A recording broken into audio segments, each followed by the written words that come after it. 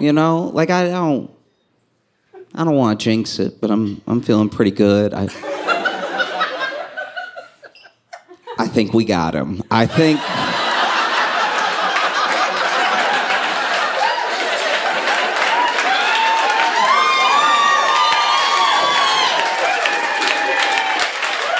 In case you didn't know, Diddy.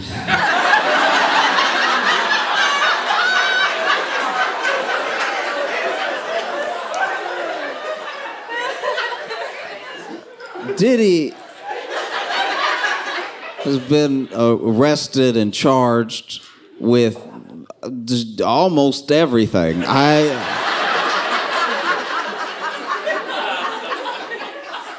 Initially, it was sealed, and we just knew they were going to be holding him for a little while. And then they unsealed, and we were like, what? Because Diddy is very important for people to understand. Diddy is, when I say a monster, it's just because I don't want to swear. Diddy isn't a monster the way that, like, a person in your life that you know is evil is a monster. Diddy is a monster in the way that I'm pretty sure even the devil is like, ooh. Ooh, somebody coming for my job. And I know that, you know, you're supposed to say allegedly. But he did all of it. He did everything. He did everything that I believe that Diddy did whatever they say he did. And that doesn't just apply to like the cases he has now. I believe Diddy did stuff he hadn't been accused of yet. I believe Diddy caused inflation.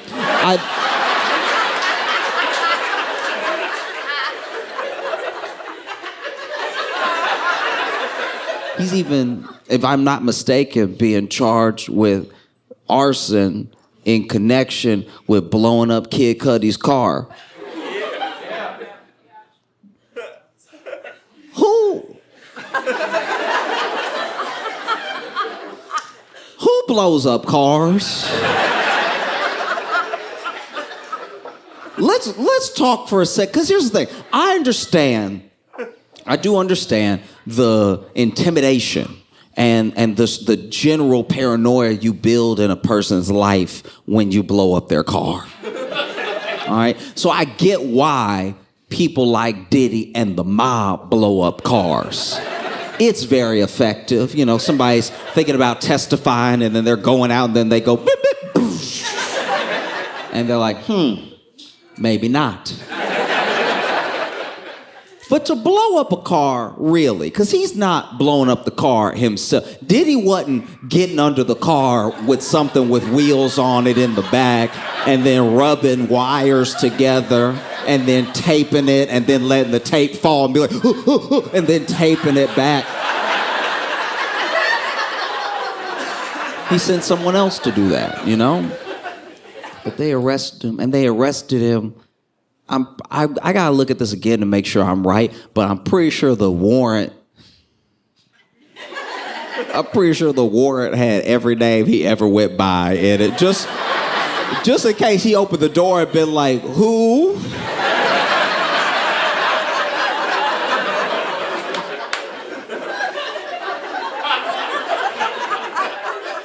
No, I don't know a Puff Daddy.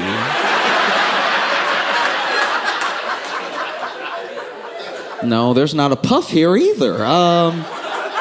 Would you be looking for just a general Diddy? Because he's not in. I go by Brother Love.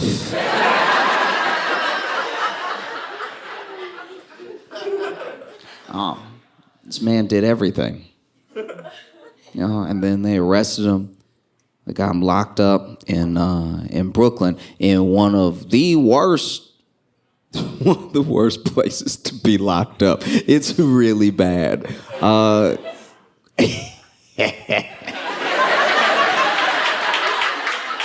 Here's how bad it is. It's so bad that that prison alone has had several murders, several And it is so bad condition-wise that 2 federal judges have already said that they will not send anyone else there. That's where they sent him. And this dude...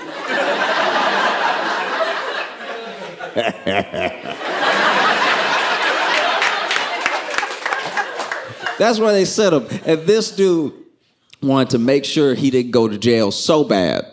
So bad. Properly. Like, he put it all up. This dude was willing to pay a $50 million bond. Do you know how much you did it? To put up $50 million. $50 million is the type of money where you're like, I can't, first of all, most people don't make $50 million in their entire life, right? So for you to put up that money, just not be in jail yet, you know jail is coming. $50 million. Do you know what you could do with $50 million? You could fix a small country with $50 million US dollars. $50 million, and he was like, and I'll use my home and my jets as the bond. Like, this dude was putting up proper collateral of things he has. Mansion, jet, all of it. And the state said, nah.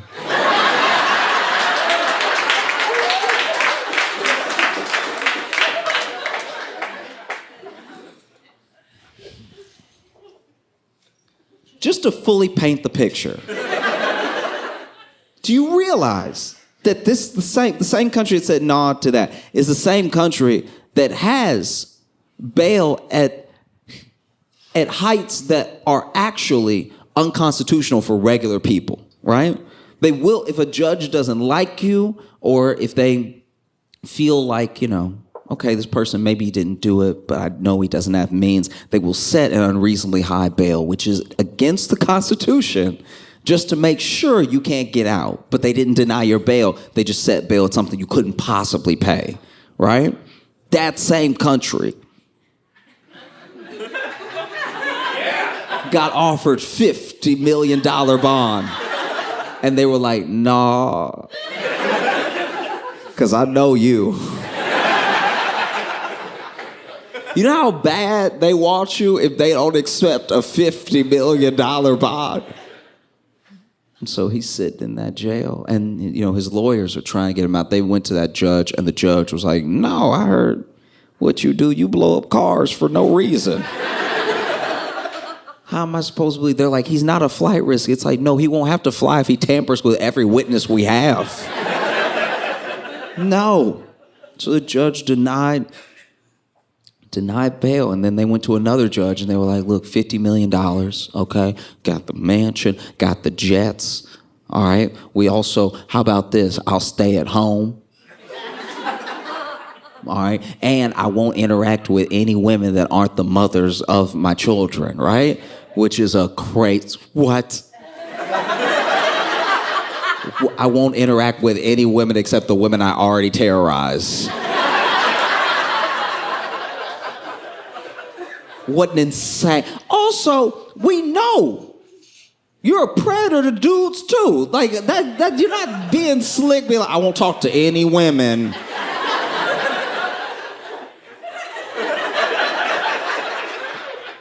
No.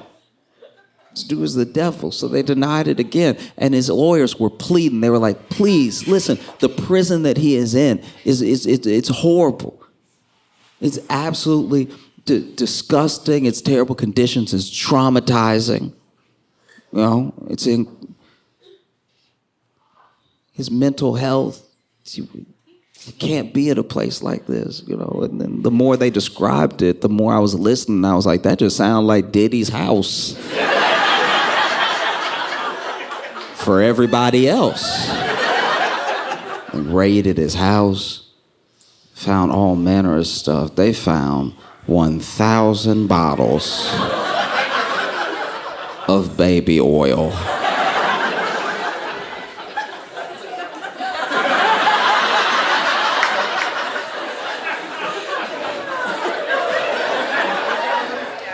Let's be clear here. Diddy is a monster. Diddy is the devil, right? The 1,000 bottles alone was enough for me to lock him up forever. Are you drinking it? 1,000 bottles. 1,000. Wooga booga. I went to a friend's house one time, and it was just like a little quick get together. They had made dinner and everything. I went to the bathroom, right? And I had a headache before I got to the party. So then, I told them while I was there, I was like, hey, I've been having this headache for like hours. Do you have like an Advil, something I can take? And they were like, yeah, go to the bathroom in the medicine cabinet, should be the Advil, right? And so then, chatting, I finally go over to the bathroom. I open the medicine cabinet. The Advil is not there. And so I go to that lower part, under the sink. I'm like, maybe the Advil will be under there. And under the sink, I saw 3 bottles of baby oil. And I was like, these are some freaks.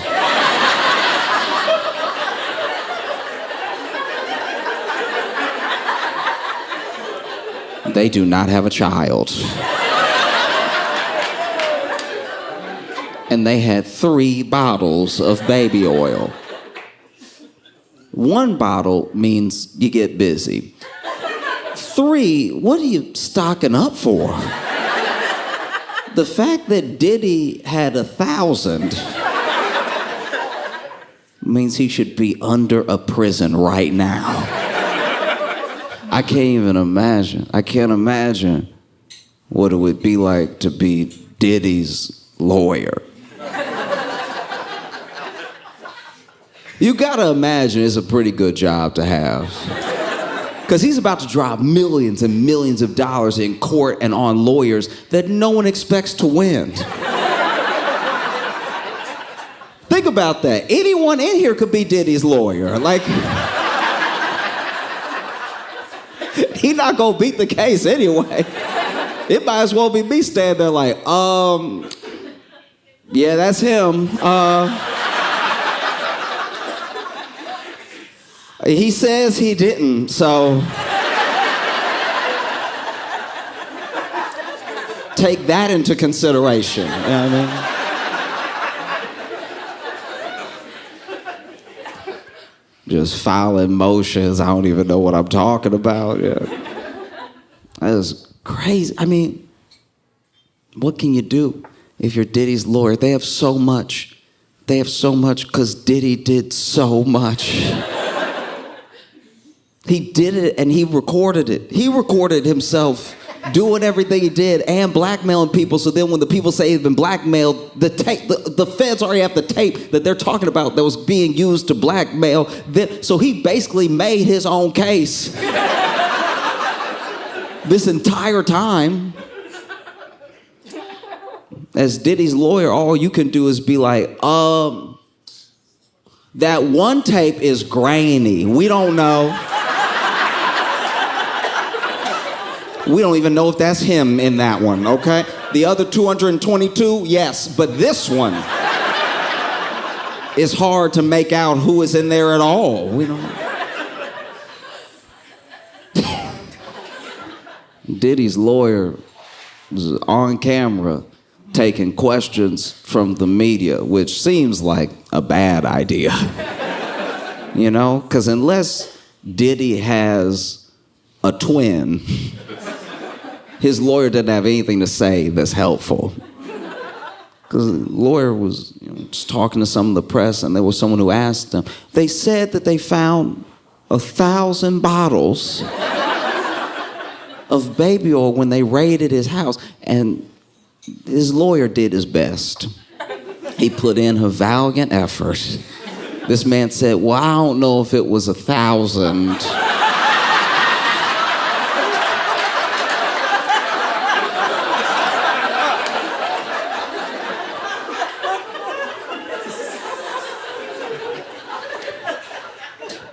It was a lot. That's your lawyer. It was a lot. But you know,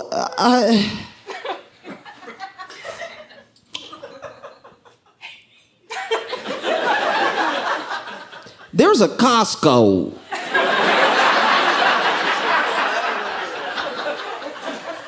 just down the street from his house, and as you know, Americans love to buy in bulk.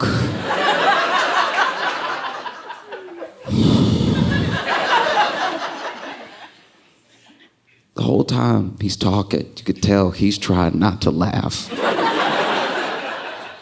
It's like, if he's buying the baby oil in bulk, why wasn't anything else in bulk? It's insanity. We should have known, and I think a part of us did know, that Diddy was the devil when he did Making the Band. If you're too young to remember,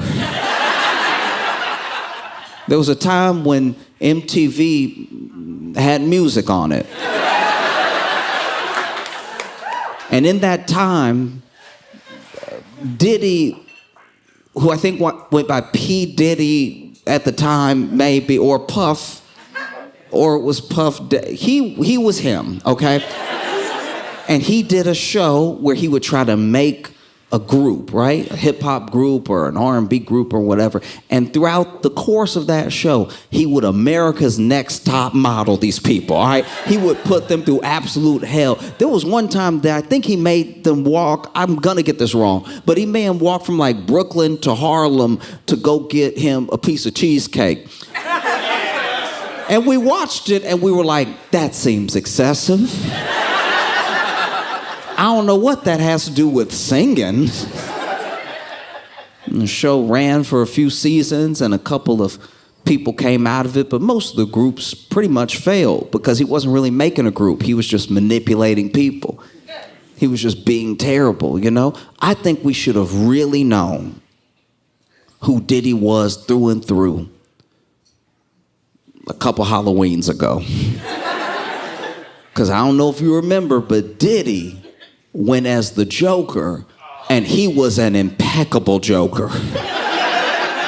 This dude had prosthetics on or something, and he looked more like the Joker than Heath Ledger did. This dude had the hair and everything flopping to the side and stuff, and he had the movements going. He had a purple suit, had the green hair and the red lips and the big scars and everything. It was truly terrifying. And everyone he ran into was like, oh, good costume. Chose Halloween to dress up as the Joker. Halloween, a day where we all put on a mask. We all pretend to be someone else, except that nigga. Like, that man was just wearing his true skin. This dude was walking around as a Joker like, I've never felt more free. Everybody terrified when they look at me. He rolled up on Tyler, the Creator. And Tyler, the Creator, was just looking at him like,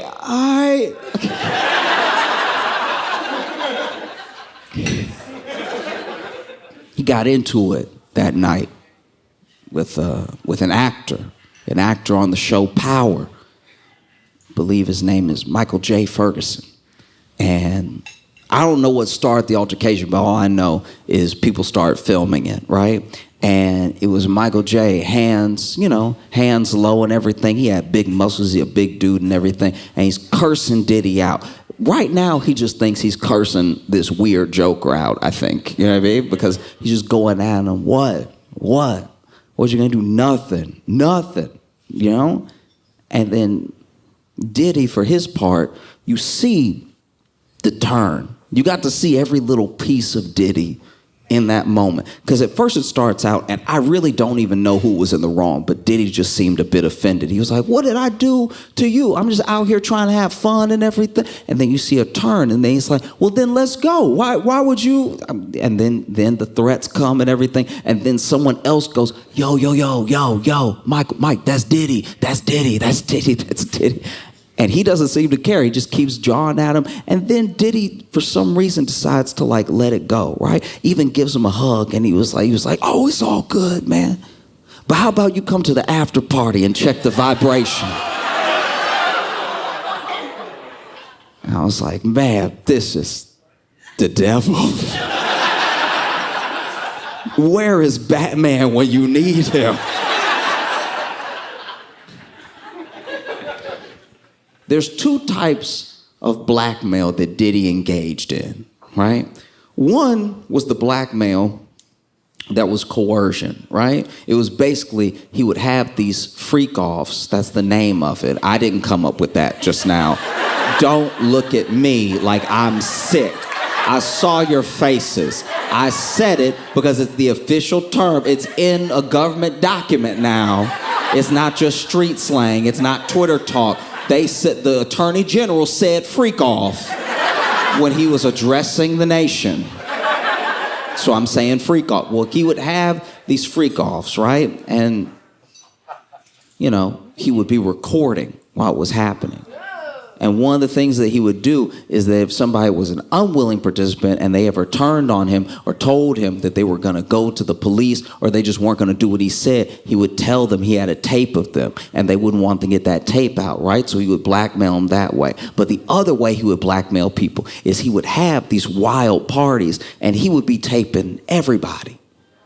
So if you just show up and you do something you're not supposed to be doing, maybe you cheat on your spouse, maybe you do. He's got blackmail on everybody, top to bottom.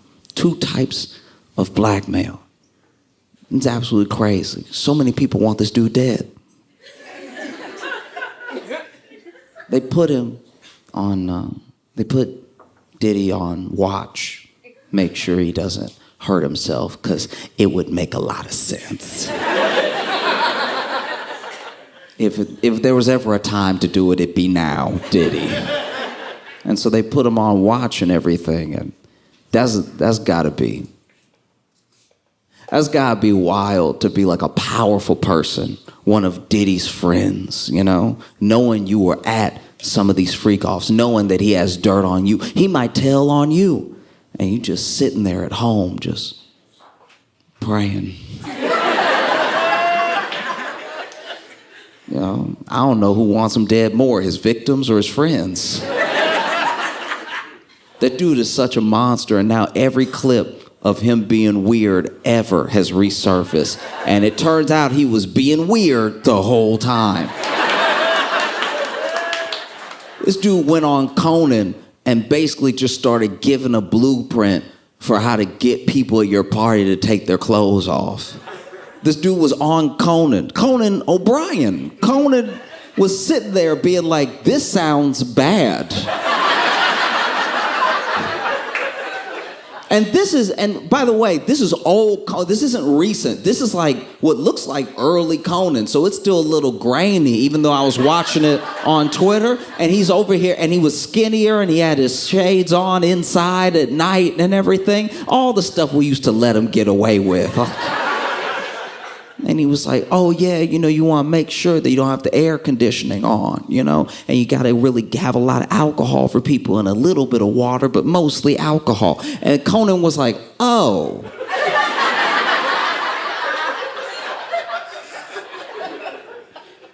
You could see in Conan's eyes, he was fighting to find a commercial. He was Diddy talking like it's nothing. And like, he's like, oh, yeah, okay. Oof. This is one of the wildest things to me about Diddy, right? Is that he made an enemy a long time ago in a man named 50 Cent.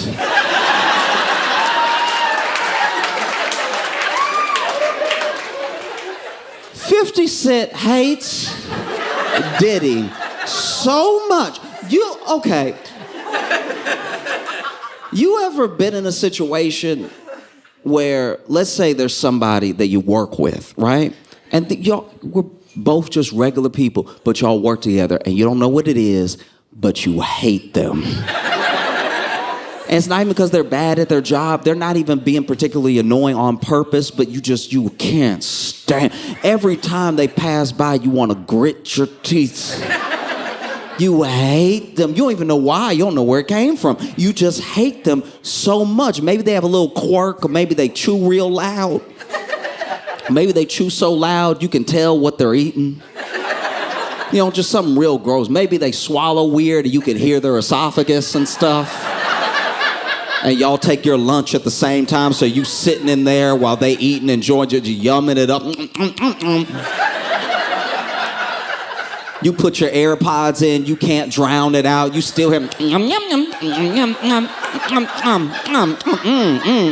and then every swallow just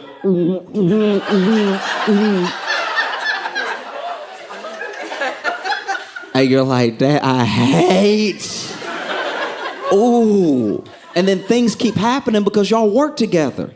Y'all work at the same job, so you have to interact with them. Maybe they're even in a different department, but you have to interact with them from time to time, and you hate it because they always bring up the weirdest conversations. They got a lot of feelings about tube socks. 6 sentences into a conversation, you're like, who is this dude? What? Y'all get each other for Secret Santa.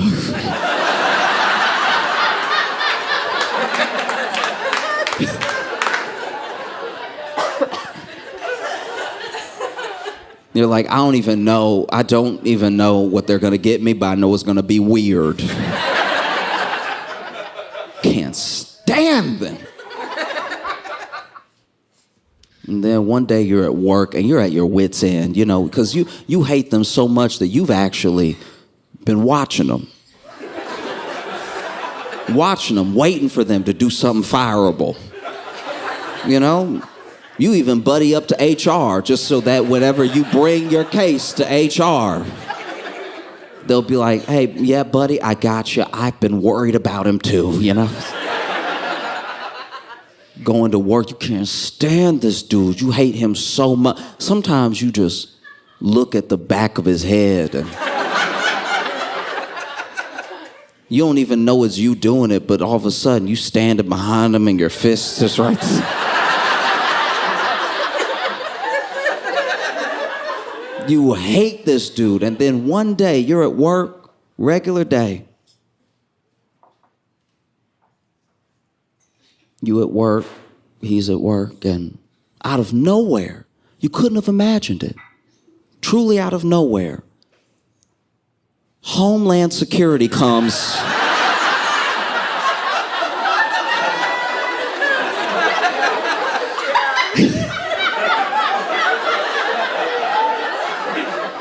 And arrest this dude in his big mink coat or whatever he's wearing.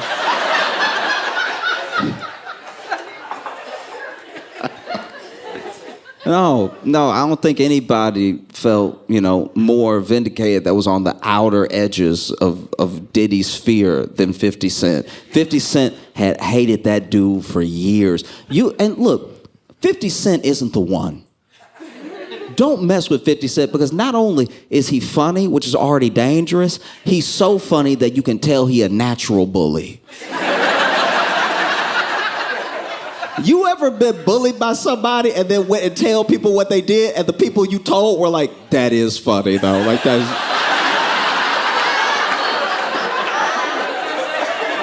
I know it's wrong, but that was pretty good, like... Because we're not talking even about bullying in the terms of violence. I'm talking about bullying in like waiting for you to get real excited about something and then tricking you right at... Okay. 50 Cent, early in his career, he couldn't stand a dude named Ja Rule. If you don't know who Ja Rule is, then 50 Cent did his job.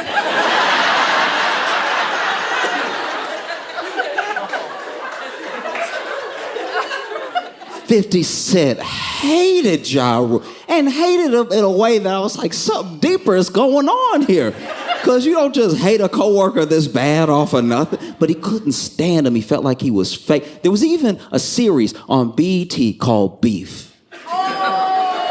Beef was amazing because Beef would make these mini documentaries about different beefs that were happening in all of hip-hop, throughout history and currently. And at the time, one of the current ones was 50 Cent and Ja Rule. And they had interviewed both of them because what they would do with the show that was brilliant was that they wouldn't just like give you this like faceless, voiceover David Attenborough documentary style. Like, they really got interviews from everybody, you know? And so then they interviewed Ja Rule. At one point, he was on the couch with some of his buddies, and they asked him about 50 Cent, and he was just, who?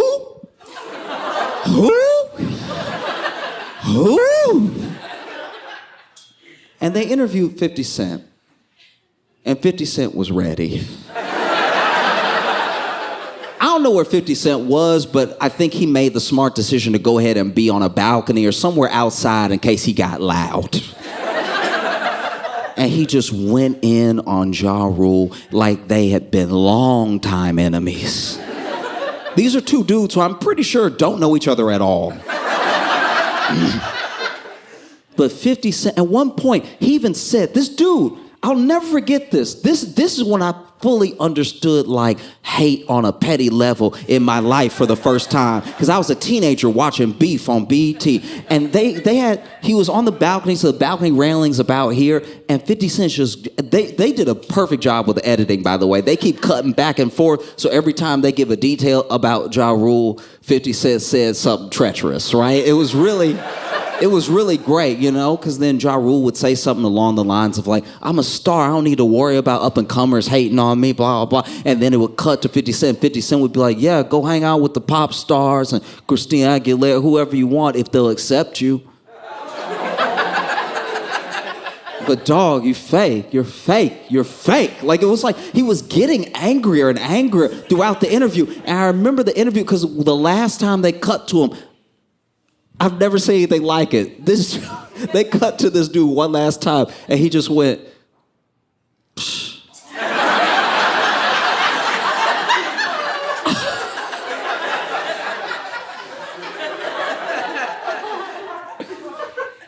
50 Cent hated Ja Rule. And then Ja Rule got into it with Eminem. And Eminem and Dr. Dre had, you know, signed 50 Cent, and they were a huge part of his career, especially on the come up, and they collaborated a bunch, and they, you know, were touring together. They would have toured together more if Eminem hadn't decided to stay home and be with family and stuff like that. They tight, right? Making incredible music together, classics. And Ja Rule went at 50 Cent, went at Eminem, because he didn't have a crystal ball. He couldn't see the future. And it went terribly for him. I mean, Eminem just ripped him apart in several songs with references. There were moments, Eminem is too funny, you know? Eminem had a song with him. Haley's in the song, and she's like, is Ja Rule bigger than me? And Eminem said, no, sweetie, y'all are the same size.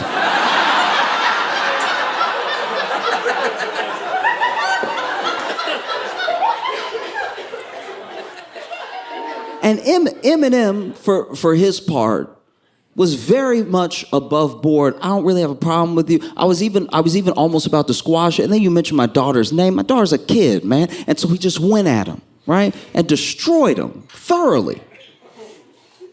But 50 Cent was on a different level. 50 Cent was like, I don't think that this will ever be over. I don't care what you say. I don't care what you do. I don't care if you apologize to me. Never be over. I can't stand this dude. And Ja Rule goes to prison at one point. I don't remember what for. A part of me thinks 50 Cent had something to do with it, but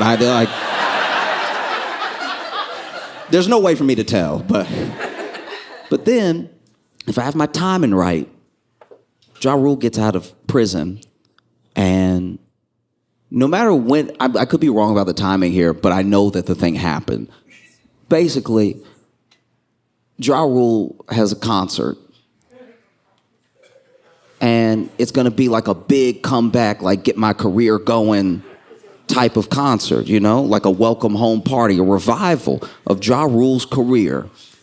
And the tickets actually sell fast, which I was perplexed by. Because I was like, how? Not even as a hater, just like, I don't know. It's like if you found out everybody in the world was actually into air hockey, you'd be like, I had no idea. You always see the table there, but So the tickets were selling fast, and nobody was probably more excited than Ja Rule. And then the day comes for the concert, and Ja Rule goes out, and it turns out that 50 Cent had bought most of the seats.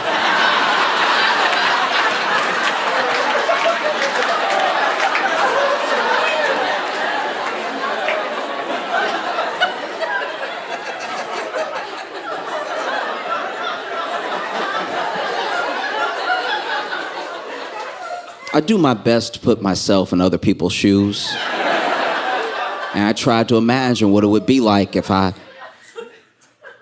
came out here and y'all weren't here.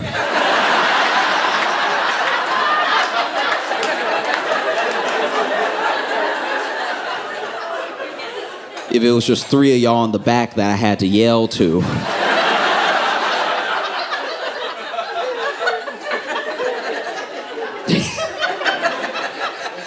Imagine that, trying to still do the show. Yeah, it's crazy out here. But I said all that to say that 50 Cent and everything that happened is to show you that that's the dude that hated Diddy. Hated him so much, hated him to his core, couldn't stand him. For years he hated him. There was even a moment, okay, I'm sure you saw this, but in case you didn't, it's one of the things that really showed me that he hated him on like a petty level, a professional level, business level, all of it. I'm pretty sure it was Diddy that posted a picture of himself. I don't know where he was. Maybe it was New York, maybe it was not Miami or something, but he was on a bike.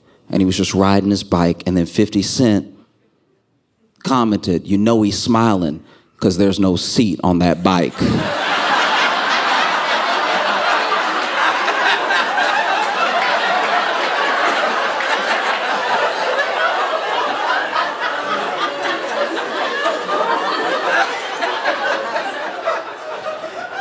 $50 Cent is funny,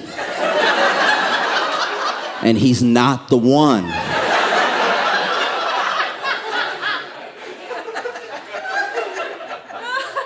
If 50 Cent came at me, I'd be like, should I just shoot myself in the leg or what? I don't want any problems. I'm very sorry for whatever I did. Please don't do this. Because I don't know when it really started, but you take it back, all the way back to the early part of 50 Cent's career, and he's popping, he's killing it, right? Get Rich or Die Trying is an all-time hip-hop classic. Curtis, all-time hip-hop classic. This man is pumping out amazing music. He's having incredible tours and everything. And at one point, he goes, this is years later from the time I'm talking about, but we're going to get back there. He goes on the Breakfast Club, and he talks to them about, things he's promoting, and he's just chilling and everything. And Diddy comes up, and he tells this story of being at a wedding. I don't remember whose wedding, but he was at this wedding, and just hanging out and everything, and Diddy's there, and Diddy's chatting him up, being like, man, I like you, you real cool dude and everything. Like, yeah, we should hang out. Let me take you shopping sometime. And then 50 Cent said, what?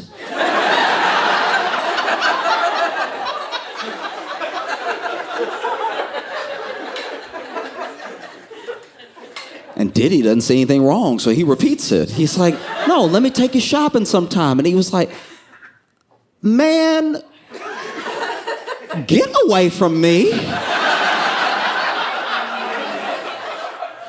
Because Diddy is so hated by 50 Cent that apparently a decade ago, 50 Cent just started gathering information on Diddy.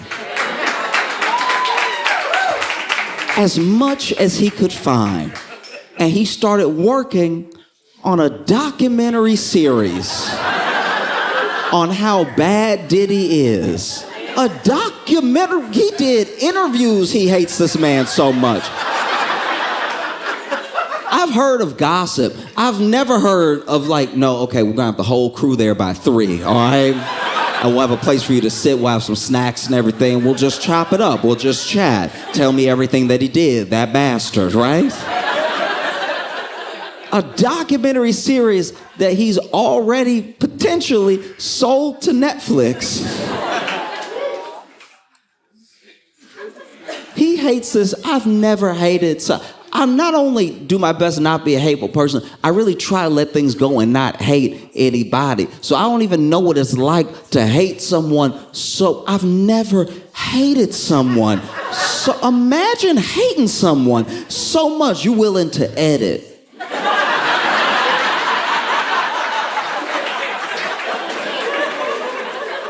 You're willing to sit at the computer and be like, no, that's not. Let's see if we can make this B-roll work. This dude hates him so much that there's actually things on the cutting room floor that didn't make it in. Imagine you hate somebody so much you don't even have time for how much you hate them in the thing you made about hating them. And the craziest thing about it is that apparently, I don't know if this is true, but this is what I've been hearing. I looked it up from several outlets, and 50 Cent's documentary series about Sean Combs is titled, Diddy Do It?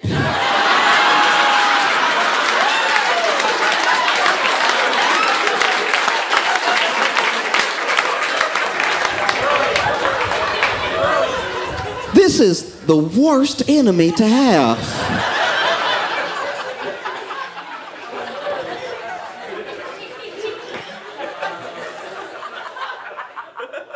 You know, you read even some of the stuff that Diddy's accused of, and now some of the text messages have leaked of what people were saying to him and what he was saying to other people at different stages, leading from Cassie coming out about him to present. And yeah, this dude is the devil, you know? But it's also, you're gonna need to be patient with me because I'm gonna try to say it right and I'm probably gonna fail, but just hear me out. You can tell that these people texting Diddy, the things that we've seen so far, because the trial hadn't even started yet. So the things haven't even come out that are the things that people are worried about. Because trust me when I tell you, Diddy the Black Epstein, they already put that dude on watch.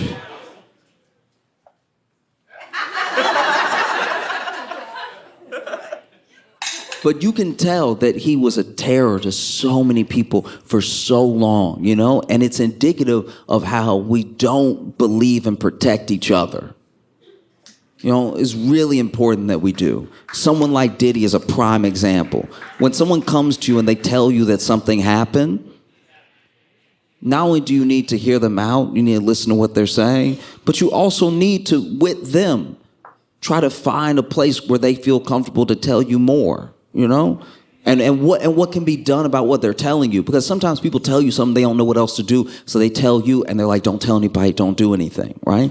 And I'm not saying you should disrespect a person's wishes. I'm just saying that on top of that, you really have to talk it out with them and be like, are you sure you don't want me to do anything? You don't think that there's any recourse? You don't think, let me bring you options. Let me try to help you through this thing, right? Because we don't do a good job of believing women, but I'm telling you this, and I know it's not going to sound right when it first hits your ears, but please hear me out. We also need to do a much better job of believing men. Because it is not easy at all. It's one of the scariest things that a person can do to come forward as a survivor of anything that's happened to him. And when a woman comes forward and people do the thing, we already know what they're going to do. There's almost a playbook online of how they're going to treat her, what people are going to say, what's going to happen if it goes to trial, why now, they just want money, all the things. They never fail, right? But when a dude comes forward, you got to remember, this dude was probably willing to take that to the grave. And then something happened where he was like, no, I got to say something, right? You You know, there's so many people who would rather die than have people find out what happened to them. So if they tell you, you got to believe them. So many people are letting the fact that Diddy's bi overshadow the fact that he's a monster. That's what's crazy to me, is that it's like, oh man, Diddy was over here trying to kiss the back of this dude's neck. It's like, yeah, you mean assault him? Yeah, I know. You know?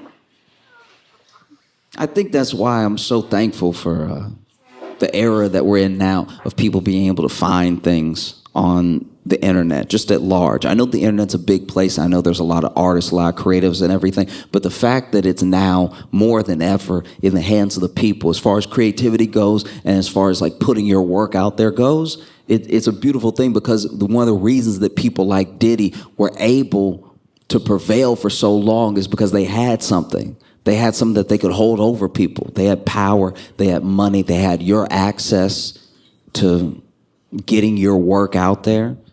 And so people, you know, let people like Diddy manipulate and put them in situations they would never be in otherwise, right?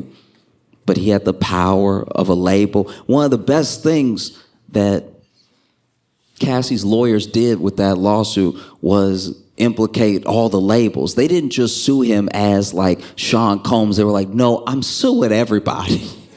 I'm suing the whole thing, because the whole thing's connected, because you use the thing to manipulate. But you don't just walk into a room and be like, I'm Sean Combs, everyone get naked. That's not what's happening.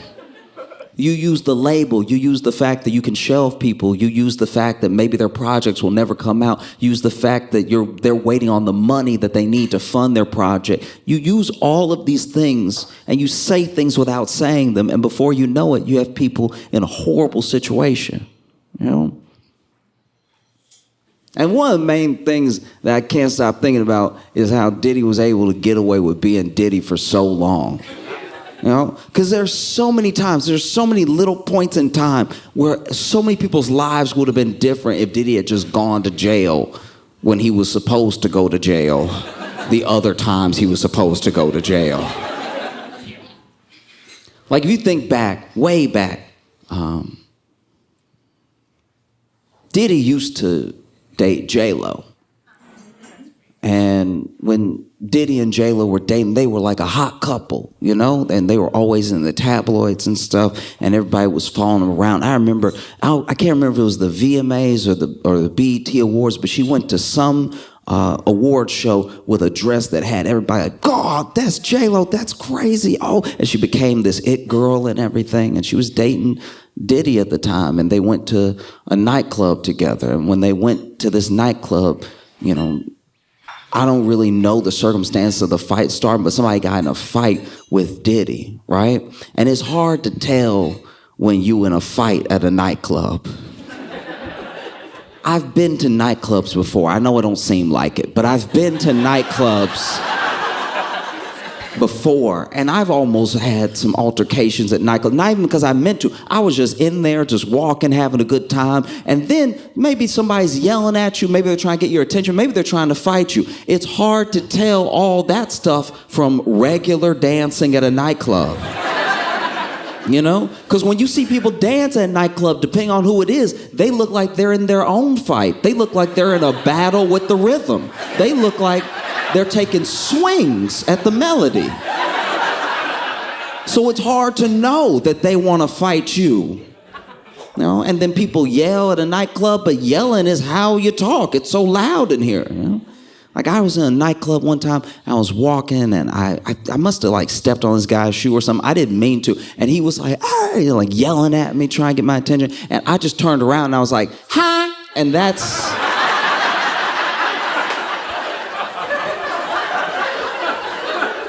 That didn't do me any favors, right? Because I really didn't hear him, but leaning over and being like, ha, that's just offering up my face for the punching. And so Diddy got into some altercation with some dude, and no one knows everything that was said, but it was a lot of back and forth, a lot of like, well, I make money too and everything. And then apparently he grabbed some money and he threw it in Diddy's face, right? But This is the way I'd like to imagine it, because apparently it flew up in the air, and I think the only way that could happen is if he had the money, you know, balled up in that roll of money, right? And that roll of money that you just keep together with a thin rubber band, right? So that way when it hits something, the whole thing explodes. And he's like, I make money too, and he threw it and it hit Diddy on the head and just pow. Then it started to rain, right?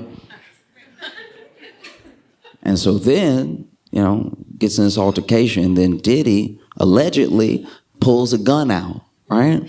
Starts firing off at this dude, okay?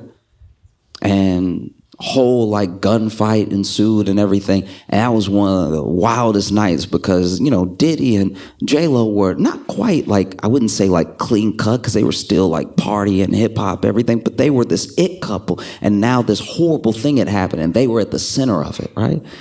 And there was even a whole trial, and at the trial, J-Lo testified that she only saw Shine pull out a gun. Now, Shine, if you don't remember, was a rapper who was popping at the time. And he went to jail by himself for 10 years. Diddy didn't go to jail. And there was even a woman named Natanya Rubin. And Natanya Rubin has said many times, she never stopped saying it, that she saw Diddy pull his gun. And she knows that Diddy pulled his gun because Diddy shot her in the face. And she survived and everything, but she didn't get any media attention or anything. And then, you know, publications just ran with the fact that J-Lo said Shine did it, and that was enough. Shine was guilty. He was off to jail. But even to this day, Natanya Rubin is like, you need to reopen the case. I'm right here. You know?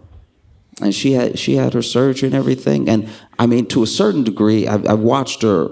She did an interview recently, and you can't really tell, but she says she lives with that pain because there are fragments that they couldn't get out, right?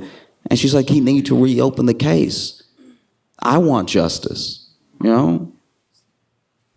And the journalist asked her, would you be willing to give one of the fragments and, like, you know, do the forensic test and everything, because they didn't do one apparently. And she said, yeah, of course. I got 9 fragments. I can spare one. The thing that did Diddy in, you know, really, truly, from his own nature, from his own core, were money, power, and fame, right?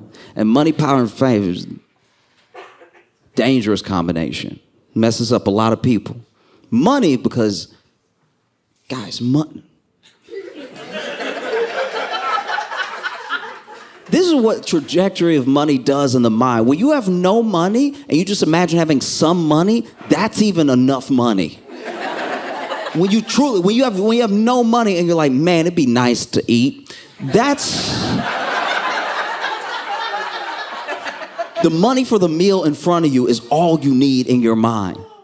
You know, it's why people who are desperate, truly desperate, walk up to you and they don't ask for everything that they need. They ask for what they need to get by. They ask for change. They ask for the next thing that they need, because money changes perspective. As the more of it that you get, the more you become not necessarily an insane person, but your ideas, your wants and needs, they start to shift. And they usually, at a certain amount of money, leave Earth. Why do you think all the billionaires are trying to go to space? They're like, I did it all. I did everything here. What's up there? Can I own that? That'd be nice. Money messes with your mind. And then sometimes you think, man, if I had enough money for this thing, oh, I'd be so good. I'd be so benevolent. And maybe you would. But maybe you wouldn't. Maybe having that money and getting attached to it would attach you to it so tight that now I don't really want to have less than this. I don't know anyone working in America that's willing to get paid less. You know, we all have, and some of it's just human nature. We all have a little upward mobility, thinking about what's next, thinking about how we can build up. That, I'm not saying that's wrong at all. I'm saying at a certain amount of money, you just lose your mind. You know? And then power. Money and power, they get people to do some of the same things. Money, I'll give you an example. I was in Vietnam a little while ago, right? And the Vietnamese dong, which is their currency, right? One of our dollars is about, at least at the going rate right now, currency exchange-wise, is about 24,200 dong. So if you go there with your yearly salary, you are a billionaire in dong. And we look at our billionaires a certain type of way. We look at them as like, why is this piece of shit hoarding all this wealth?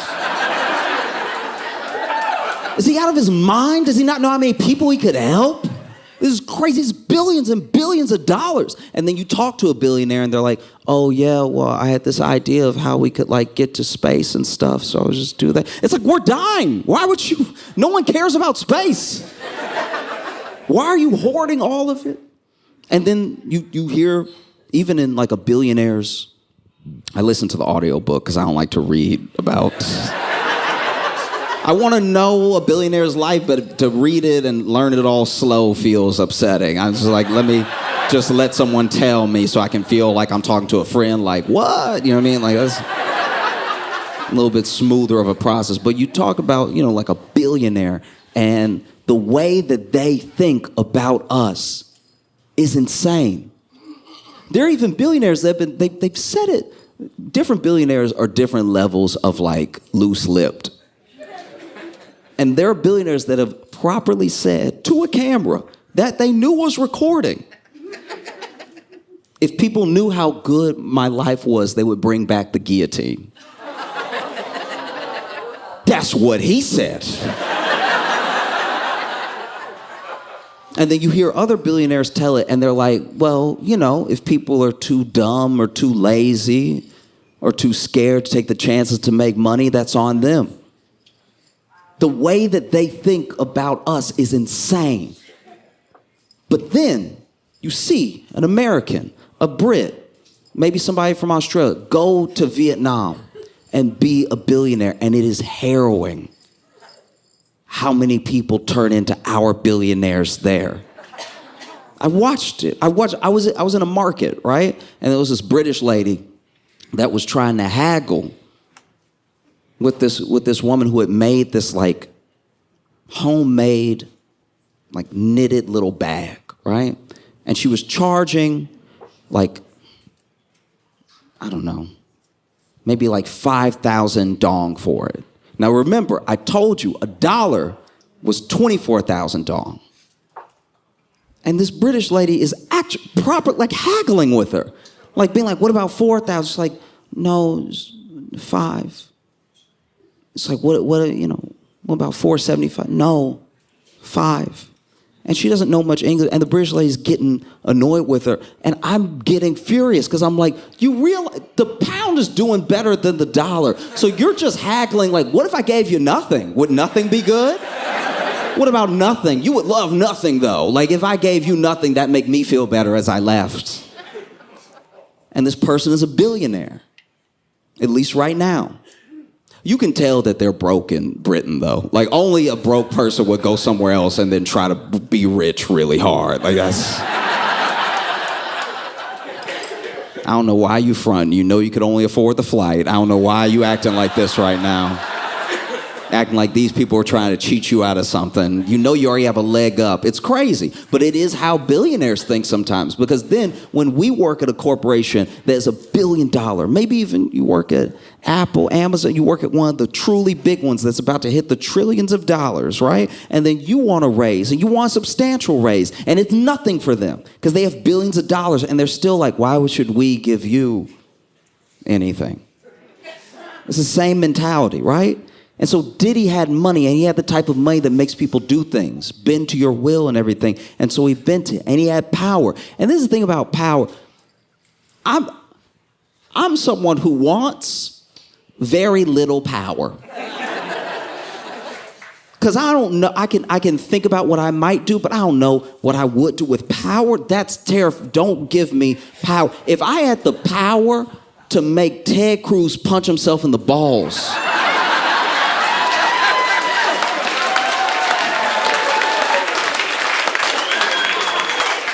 Whether it was like X-Men mind control or if I just had enough money that he would do it. Like, if I could make Ted Cruz punch himself in the balls non-stop, his balls would never rest. I would go overboard with my power. And Diddy had lots of power. He had power, he had influence, and used all of it to garner more and to truly hurt people. He didn't care who he hurt. You can see it when you read the indictment. And he did it for long as well, you know? And then fame is the last thing. Fame, you can't actually control, especially now. There are people that want to be very famous, and they might get there. And then there are people who don't mean to be famous at all, but then someone's just recording, and then a TikTok is made. Like, there are people who become famous overnight, and all they did was trip. That's too random.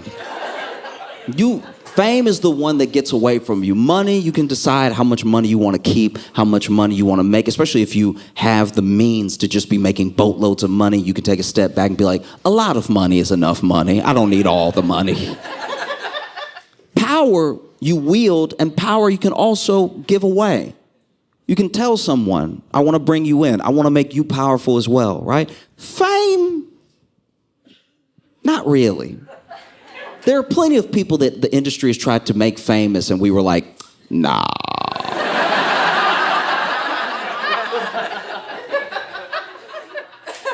But people with power, people with money, they can promise fame, even if they can't deliver.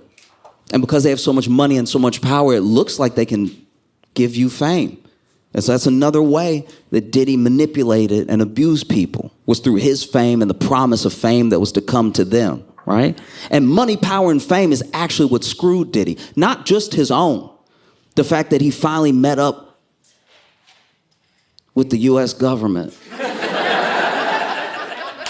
No government is more powerful with more money or more famous.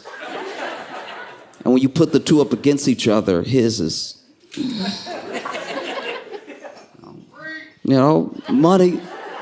money and power and fame of the U.S. government, the money that they have. You think you have money, they can freeze your money. You can show up to court and they'll be like, oh, you broke, Oh, I'm sorry, you thought you had money? Oh, I feel terrible for you. It must suck to be broke. They can freeze your accounts. Power? You want to talk about federal power? Look at the conviction rate of federal prosecutors. It's in the 90s for a reason. People either plead out or they're like, no, I'm going to be vindicated in court. And the U.S. government is like, I bet you won't.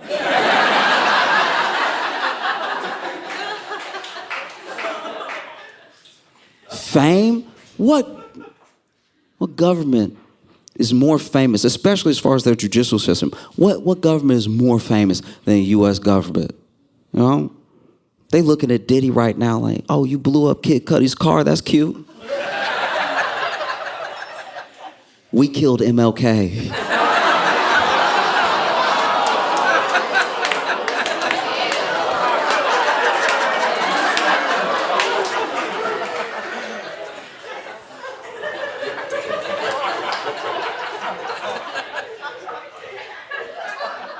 And Malcolm X.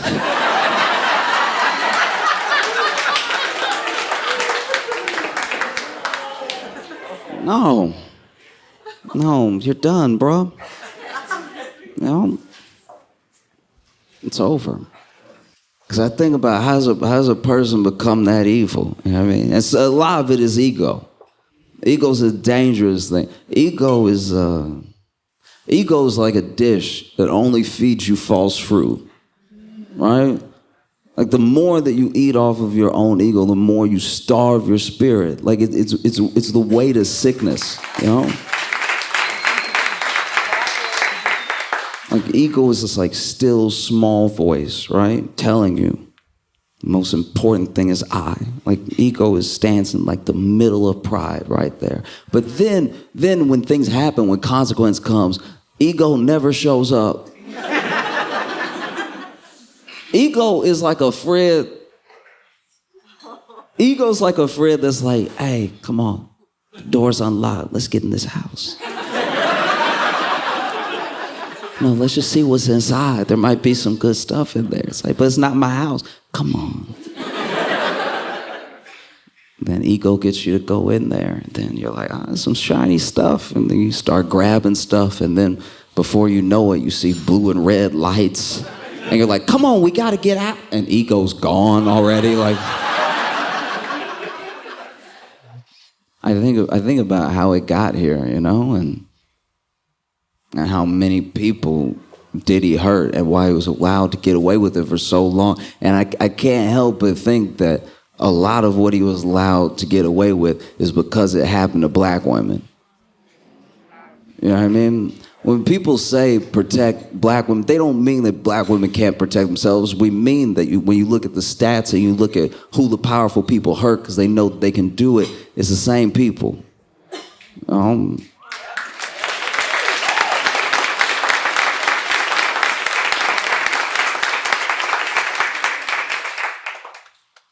I guess what I'm trying to say is I hope Diddy gets life. And I hope he lives forever.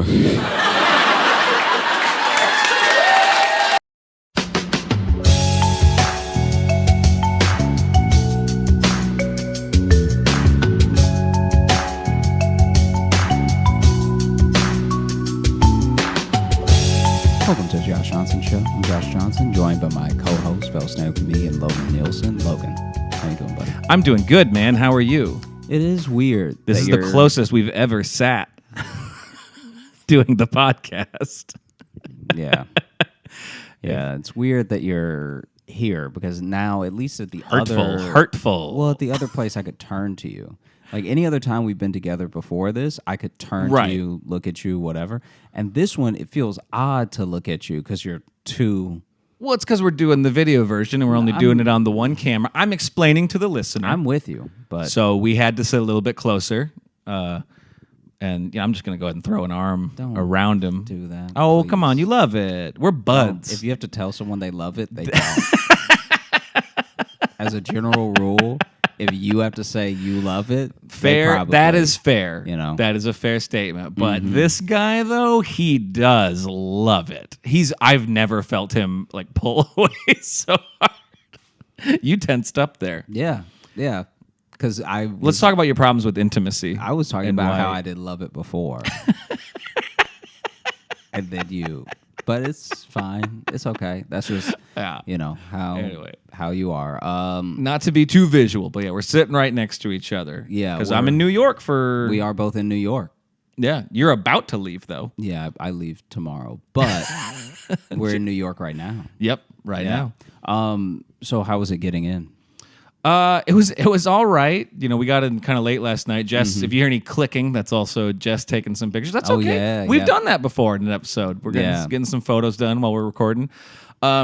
It was good. So on the flight out, so Jess was window seat, I was middle, and there was a guy on the aisle. And he, when the flight first took off, like I just had headphones in, was chilling. It was actually like the most calm I've probably ever been because I don't really love flying. And I was actually like really just kind of like relaxed. We had several margaritas before we got on the plane too, so that probably helped. And then I just noticed the dude next to me. It's like he's really uncomfortable and keeps like leaning forward and like just is like really kind of having a hard time. And then I want to say we're probably like 20 minutes into the flight, maybe. We weren't that far into it. It wasn't even to the point where the puppies got stolen. Right. I can't, honey, no one will be able to hear you say that whole thing. I was just looking for like a yes. I hope they can hear it. That was... Jeez. Well, I just say from here, they wouldn't be able to hear that. So what happened? So he's freaking out, and then then I finally had to like stop and check in on him. It's because I saw him grab the vomit bag and he like shook it out, but then put it back, but then like kept checking on it. And I finally was just like, I took my headphones on. I'm like, hey man, are you good? Like, what's up? And then he was having a panic attack, he told me. Now, have you taken off yet? Yeah, we're in the air by now. Yeah, Oh, okay. by the time he so started, you're sorry. checking on him to be like, do I need to let you out of the aisle so you can go to the bathroom? Well, no, but he's on the aisle, so I don't need to let him out at all. Oh, he is on the aisle. Okay. I was more just checking, like, I just really didn't want a guy vomiting next to me, was my thing. And it would have been a terrible experience for you. Yeah. It would be a horrible experience. Well, no, for Logan. But no, I wanted to see if I could. Totally different person. I wanted to see a panic attack and threw up their no, guts. okay, no. I didn't know he was having a panic attack. All right, I just saw him. I just saw him grabbing the bag. I wanted to see because I couldn't tell if he was like sick or was just having like a hard time. Yeah, you know what's funny is that in this situation, someone that's gonna hijack the play and somebody scared of a hijacker look exactly the same. They have the same level of like nerves. They have the same like, whew, okay, all right, Yeah. Oh, be with me, God. And it's just like, it's like for those early few seconds, minutes, you can't really tell. You can't tell if you're like, is this the guy or should I help this guy? Well, that's the thing. I just couldn't tell like what was going on with him. Yeah. Because he was like, he wasn't just if he was just going like. Like then I'd be like, okay, he's gonna Definitely just throw a up. terrorist. He's just Oh, okay. no, but I'd be like, he's definitely sick. Yeah. But the fact that he was so fidgety and like kept like not sure what to do with himself, I'm like, he may just be having like a freak out. Yeah. So thank you for turning this into me being a selfish villain, because the whole point of it was I actually took my headphones out and I talked to him for the rest of the flight. Yeah. Just to calm him down. And he was very kind. I'm very glad because that could have backfired. You know my hatred of talking to people anywhere. What I like is there should be a whole storyline of you being an anti-hero of like you talking people off of ledges that are like about to commit suicide because you don't want to see a dead body. Yeah. You're like telling the dude, you're on the bridge with the dude and you're like, listen, if you jump right now, I don't know if I would ever be able to unsee, and I go this route to get home every day. So you would be ruining my commute for the rest of my life. You're gonna fuck up this whole block for me. Yeah. And I don't need that. I live nearby. Do you really want me to have to go around? Don't do this to me. Yeah. Don't do this to me, sir. And I don't care about your family. Yeah. I do not care about your family. I need to make that very clear. Yeah. Don't do this to me. And then he's like, you know what? You're right. I should kill myself at home.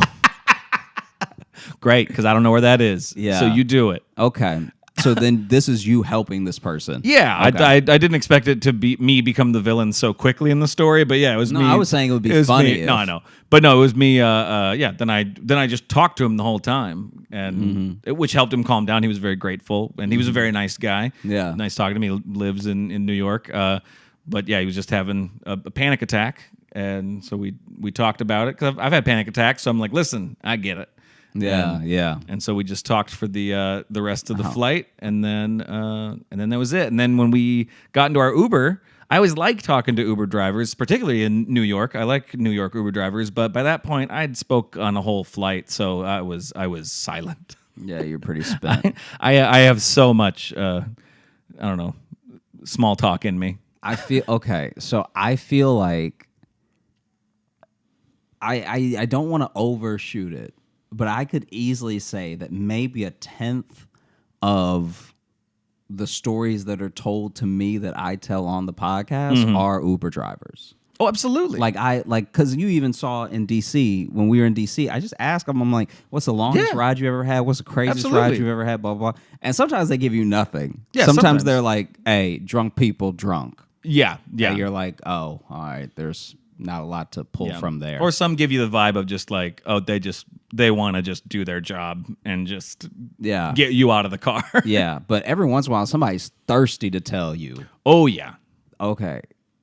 We had one of the guys in DC was just like, he wasn't going off of like. Which one was that? The guy who was talking about like comedy and stuff like that. And oh, yeah. His eyes. Oh, yeah. What happened with that? So our Uber driver in DC, or maybe we were in Arlington for this one. I mean, they're right next to each other. And he was telling us, this is so funny. He was like, I got the new iPhone, but they were trying to upsell me.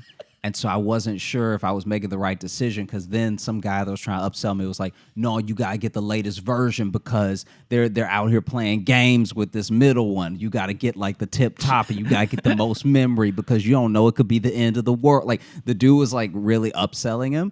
And then he wasn't sure if he should even get a new phone because it's not like his regular phone was broken. Then he gets the new phone. Yeah. And it was like the newest yeah. at the time. Then he plugs it in, and it's supposed to have this great battery life and everything. And he kept saying he was looking at it, he kept saying 50%. Yeah. And no matter how much he charged it, no matter what he did, it kept saying battery life 50%. And he was like, what the fuck? And it went to 50% early in the day. After him charging it, which was especially why he was like, what's happening? This is crazy. Yeah, this is supposed to be a better battery, but it's only at 50% ever. Yeah. And then he finally put on his reading glasses and realized it wasn't 50, it was 5G. It said 5G in the corner. Yeah, it had been saying 5G all day. All day. And he was like, this battery trash. Which is also good to tell you while he's driving you around to be like, listen, I can't see great. Because he didn't have glasses on while he was driving. That is true, actually. Now that you say that, he was not wearing glasses. Because he told us at the end of the trip, he told us all this. So at the very end of the trip, he's telling us this story. So outside of that, we're just chatting about comedy, stuff like that. This is the last story he tells us before we get out. And as I'm getting out of the car, I look at his face, and I'm like, this man doesn't have glasses on. I didn't think of that until this second, till you just said that. I couldn't stop thinking about that. I thought about that. I thought that's also... I don't know. I thought that was also on your mind. I was like, this man's been driving us around blind. No, I didn't think about that at all. Because he drove us from Nando's to the venue. Yeah, so it's not like, because here's the thing. When you're doing that, so when we were at Arlington Draft House, the hotel is very close to the club. So super close. It's like you could walk, but it's a 20-minute walk, or it's like a 5-minute, cab. It's very Uber, hot, whatever. too. You know what I mean? Yeah. So we kept taking the Uber because we were like, it's nothing, It's like $6 and it's a quick conversation, whatever. But this time we were at a restaurant and then getting the Uber from the restaurant to the venue. And so that was like and he had to get on the highway at one point and then get off of it. The idea that he just did all that and he maybe couldn't see. With no sight. Yeah. I didn't think of that till just now. That's amazing. Yeah, in that area, you have to just constantly get on the highway, too. It seemed like if we wanted to go anywhere, they had to do that little circle. Yeah, you have to do a circle and then take like the second exit and you're across town. No matter where you want to go. No, okay. Wow. I did not think of that till... Because now, it's like this is a week later, my life is flashing before my eyes. A week later. Yeah, dude, when he told us that, I was getting out of the Uber and I was like, what? I didn't even connect. That's why I didn't laugh that much. Because this dude's like and you're laughing. You're like ha ha ha. Like he was like. I was just giving him a laugh because he said it was the funniest thing that ever happened to him recently, and it's funny. It's funny. It was like it's fine. So I just wanted to give him But it is be a good audience member. You were, but. I was like walking in the club like, okay, you're over here. Like this is the other thing that was kind of like. It's when I decided to just not bring it up. Yeah. Because I thought it was also on your mind. No, I wish you would have said something. After we got out of the Uber, you were quiet. Like I was quiet. I don't know if you were on your phone or something. But then when we get inside, you're all about like when the show's starting. And I'm like, hey, we just got drove around by a dude who can't see. No, and so you're over here asking like, so you think we'll start like maybe in 10 or like he's going up to the manager being like, hey, do you know when I was being professional. You can just say the one word. I was being professional. You'd be a very, very on point, very professional, but in a way as if you didn't just escape death. And so then I'm standing there like just staring in front of me and and you're like, okay, good. And capacity's good. Like, just... Well, because we were getting there like right at showtime. And we were bringing food to the staff too, wasn't it that day?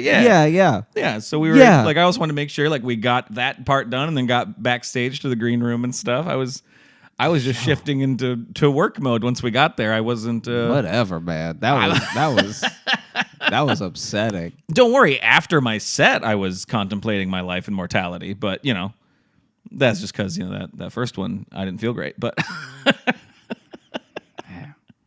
No, it was terrible. damn. Yeah, I didn't think about that at all. Yeah. I wonder how they had the Uber papers come out this week. Have you seen that? No, what was that? Oh, it's pretty horrible. Tell me about it. I don't even know enough about it to talk about it at length, but basically there are these internal papers that I guess got leaked or they're maybe court documents on a lawsuit or something, but basically the public now knows that Uber knows as they expand that they're like crushing the economies of like the places that they move into as far as like the gig economy there. Right, like, yeah. Like they already know. They're smart enough to have done the math to know that you're not going to really make the money that people assume they're going to make. And then there's also something about how they leveraged a thing going on in South Africa where the cab drivers there were getting very like agitated and sometimes maybe even violent around Uber moving there and everything. Oh, okay. And they leverage that to be like, see, why do these people not want you to have good prices? Like it was kind of like it was vilifying them. Yeah, and so they've done a lot of stuff like that a few times, and it's all in these documents, and it's kind of crazy. So I wonder if there's just a floating document out there of like, hey, Sam can't see, right? Like, I would love if it's all, like, super technical corporate stuff and then just this thing about this one driver who's been driving people around with not the best eyesight. And he also keeps telling people. He tells people, he's so honest, he tells every ride he's been in. His driving is fine. He needs to just stop telling people. These eyes are not it. They wouldn't be worried about it if he didn't tell them. Yeah. Huh. Mm-hmm. So that has also been on my mind. Along with the those two things in tandem. Yeah. Yeah. So you took the Uber, you were quiet in the Uber. Correct. What was the experience like from then to now? So you took the Uber late to get to your Airbnb. Right, yeah, because we didn't get into town till like a quarter to midnight or something. So so then we just got to the Airbnb and we just went to bed, and then we had a pretty lazy day today because we were all week. Well, I'm here for 3 weeks, but Jess is here for the whole week too. And then, today we didn't really do much that's worthy of a story. I don't know. No, it doesn't. Had a good sandwich. Yeah, it doesn't have to be worthy of a story. That's about it. You're gonna probably have plenty by the time you. Oh, by the time I leave here, I'm gonna be a changed man. Yeah, I feel like it is getting a bit more intense in the time since you were last here. Oh, good. Jess, you hear that? It's more intense now. Does that excite you? Okay, good. Yeah, she's nodding. She looks very excited and not worried at all. There's a level of tense that's here now that's just a bit extra, where it's like, what, like in what way? What are you noticing? I wish she wasn't in the room. She is not happy. Well, I was on the train. I think all three of these are going to be on the train. I was on the train. Three of these, and, three intense stories. This guy was talking to himself, and he was talking to himself very aggressively. So whatever he was going on in his head, even if he was a wild dude just talking to himself, he was not being kind to himself in these moments, So whatever inner demon he was talking to, he was calling it by its demon name. Like he was cursing up a storm at himself. He's really like looking down. Whatever argument he was having in his head, he was losing. It's rare you lose the arguments in your own head, but he found a way. And then this random guy is like, "What'd you say to me? What'd you say to me?" And then he looked up and he was like, "Not talking to you, dog. Talking to me." And the other guy was like, "Oh, okay then." And then they both carried on being very angry and quiet. Now and it's like that is actually that's a beautiful story in my mind. Oh, there's a moment where it's not beautiful, where you think they're definitely about to bite each other. Oh no, for sure. It was so for no reason, because it's not like the guy was being like hella loud. Right. So that other guy had to be loud to get his attention to be like, what are you, Yeah. who are you talking to? And the guy was like, I'm talking to myself. Right. And the thing that I appreciate most about that thing is that initially I thought this dude was like out of his mind. Right. You know what I mean? And then it's nice when someone is out of their mind and then shit. they Hang snap. on. What's up? Hold on. No, the camera went out of focus because I moved. It freaked out. I had to get my phone and it freaked. It's Speaking of glasses, there we go. Look good. All right. it's nice when someone is like out of their mind and they actually snap into it for a second.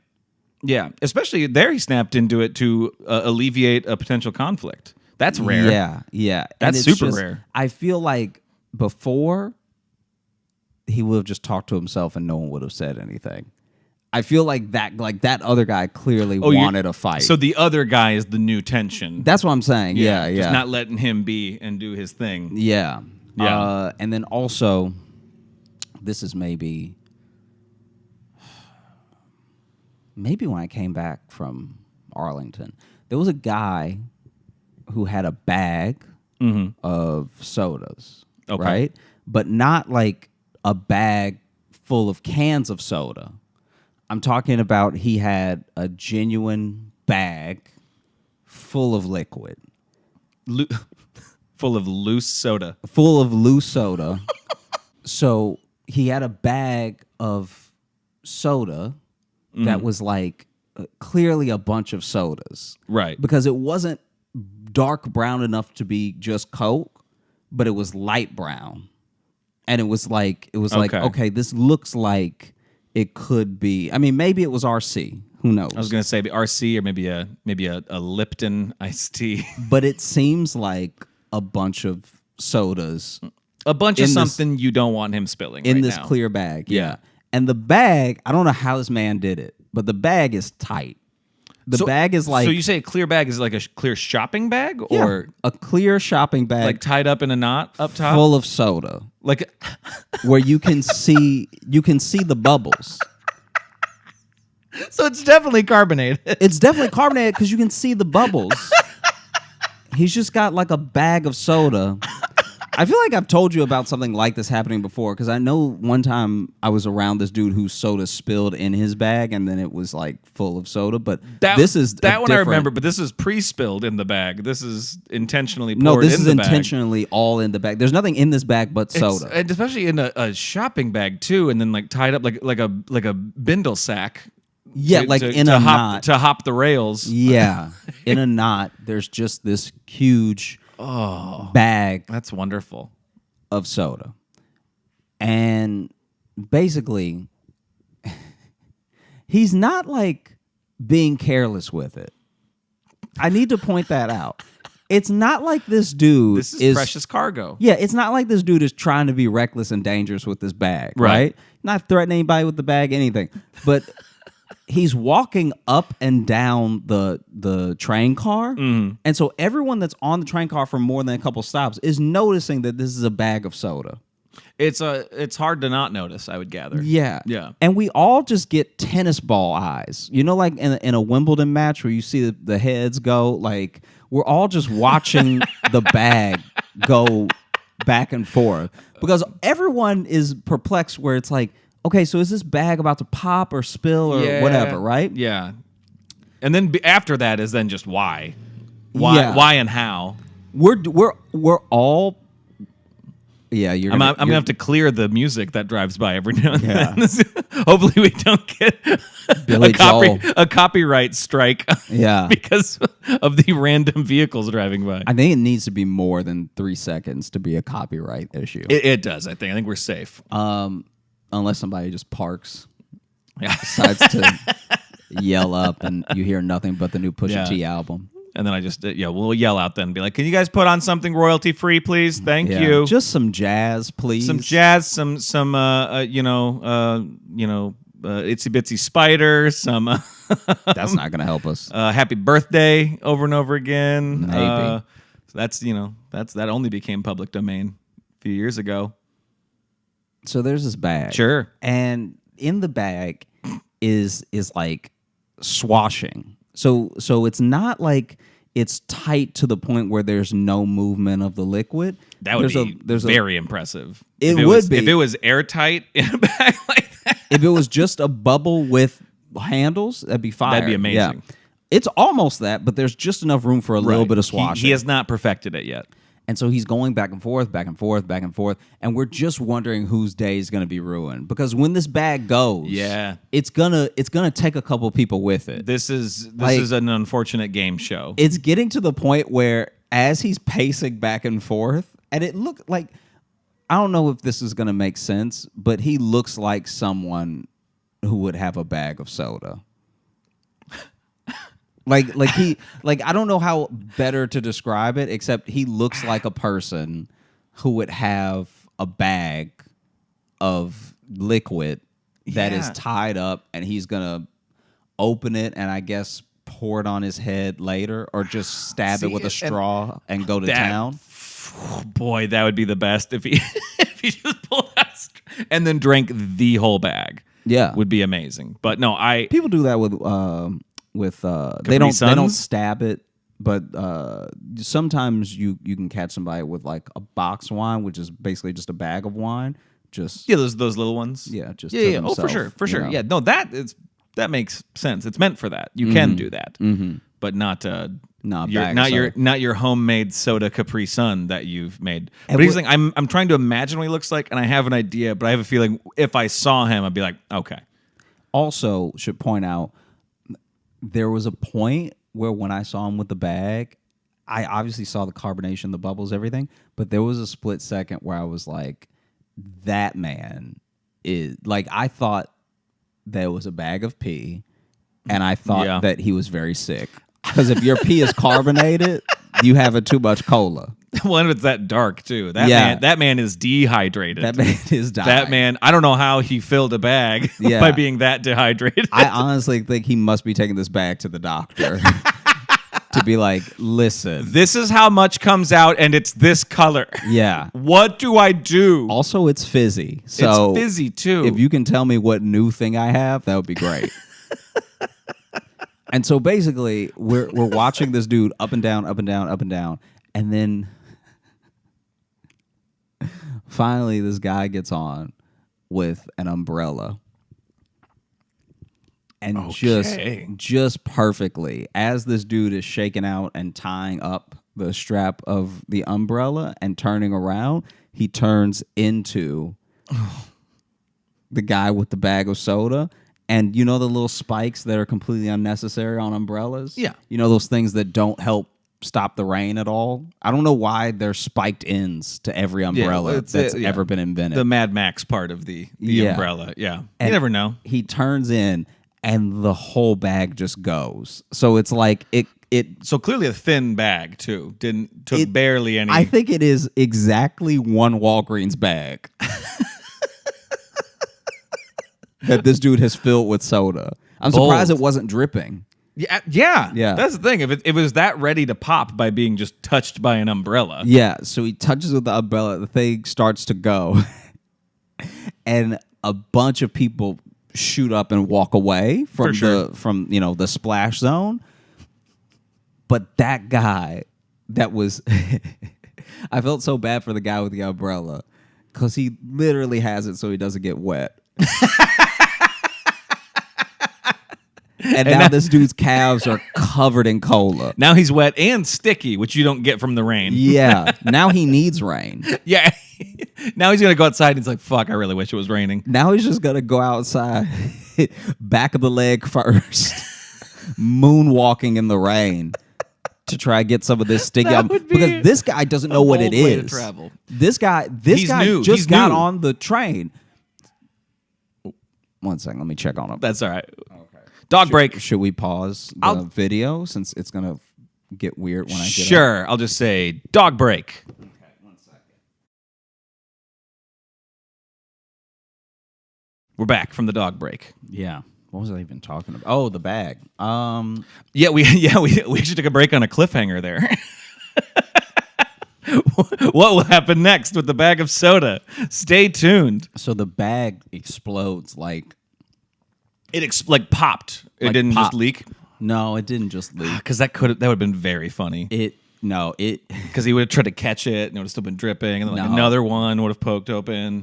my man, this dude's bag. This was a water balloon, a soda balloon. It really split. And so then it just is rushing. And honestly, A torrent, if you will. more full than I gave it credit for. He got a lot of soda in that bag. He got so much soda in the bag that like so much came out it felt like a cartoon.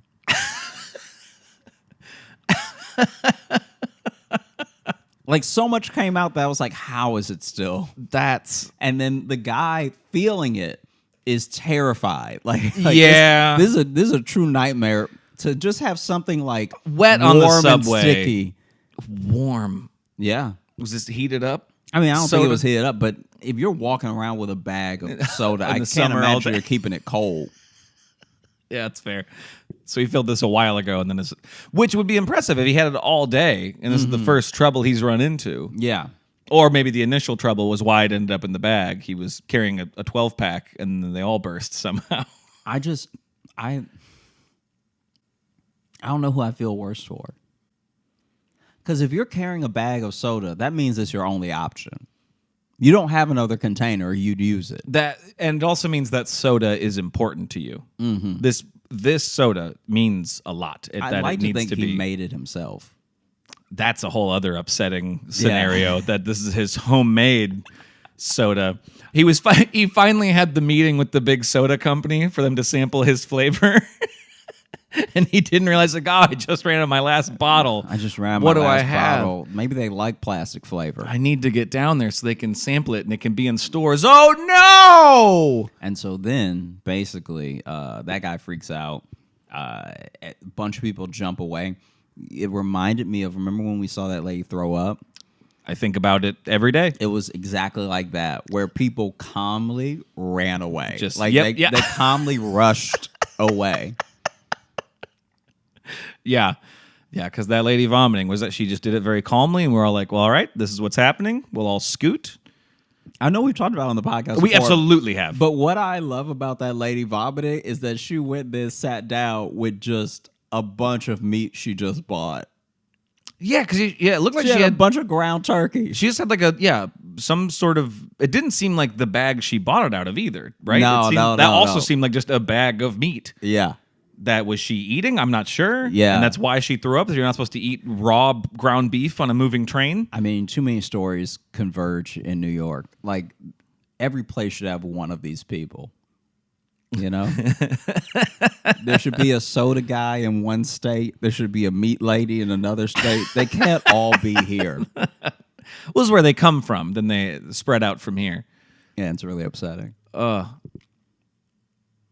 then, like, now you just have a train full of soda, too. Because now that whole area is just wet. Oh, yeah. Everyone that's been to or lives in New York knows what I mean when this happens. It doesn't happen every day, thank God. But there will be a time happens. where you're on the train and someone's bottle or can has spilled. And so now we're all with our eyes watching the trail, the uneven trail that the liquid makes. And you're checking, is that liquid coming to me? Is it taking a left? Is it going straight? Yep. And I wish I was better at physics. Wish I knew more about fluid dynamics to know where this is going to go. I don't know how that would help in this situation. I feel like you could look at it, now you could have an idea of maybe what grooves, Yeah, that's also when you know you've been taking the train too much. When you're like, oh, we at Hoyt Skimmerhorn, this liquid about to take a left. No one wants to be that well versed in something that nasty. But yeah. The train was full of like I had to get on a different car, which I should have done. Yeah, but you way earlier, but I wanted to see the end. Exactly. No, you I just stayed. wanted to see it pop. That's why we all stayed on. Absolutely. We were like, who fills a bag with that much liquid and gets away with it? Because honestly, even yourself, you're like, even if it's me, this is going to be a hell of a story. Like, yeah. But like, yeah, that's of course you stayed to see if it was going to pop. I mean, if it That's was why me, I think I'd be in jail. I don't think I would just let someone leak hot soda all over me and not lay hands on them. So you would have beaten the man with your umbrella. I think I would have tried to choke him. Wow. I think I'm not a violent person, but it's so random that I think you're allowed to lay hands at that point. It's so random you're allowed a random act of violence. It's so odd and so rare that I think even a monk would be like, I renounce all violence except if I'm on a train and someone splits a bag of hot cola all over my ankles. Then I can go to town on them. I am against violence unless you fucking spill on me. And then it's on. Then it's on. Otherwise, I will not crush a fly, but I will not be sticky. Yeah. I won't even be mean to a cat, but if you get cola all over my calves, it's over, kid. I'm going to jail. So then what was, I know then everyone like left. How sad was the soda man? No, he was disappointed. I was absolutely. Did he just sit there with his torn bag, just looking at No. and just that sad Charlie Brown music comes in. That dude screamed no way too loud. And then that was sort of it. Was it a short no, or was it like a no? It was pretty long. Oh, good. It was a good being, dramatic no. It stopped being no, and then just started being screaming. Oh, that's a good no. No. Yeah. It was wild. I was not a fan at all. Because now it's wet, sticky, and loud in here. I was so upset. By the way, I'm filming a new special. It's going to be called Wet, Sticky, and Loud. That's going to be the title. Sounds great. How did Umbrella Man react? I mean, obviously he was disappointed. Did he shout or did he? He was also screaming. He was also screaming. Yeah. For him, you have to keep in mind that for him, he's just got on the train and he's closed his umbrella. Yeah. And then he feels however that soda felt. I just made it hot in my head. Maybe it wasn't hot.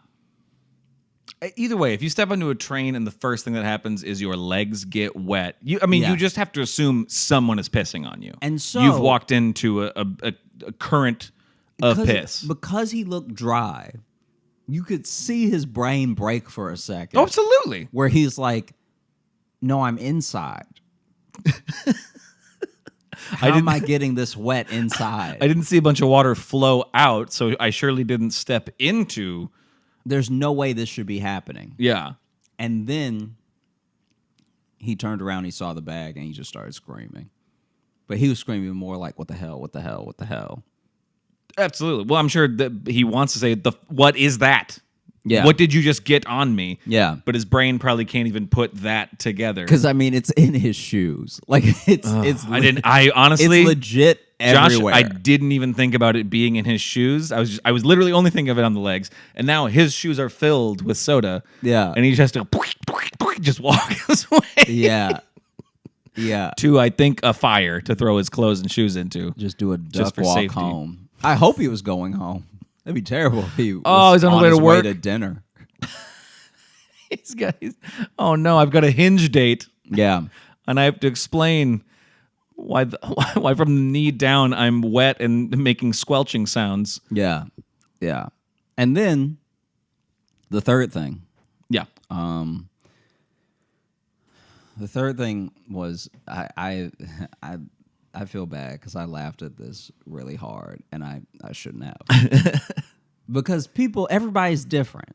Right. So I shouldn't have laughed, but it was my first reaction.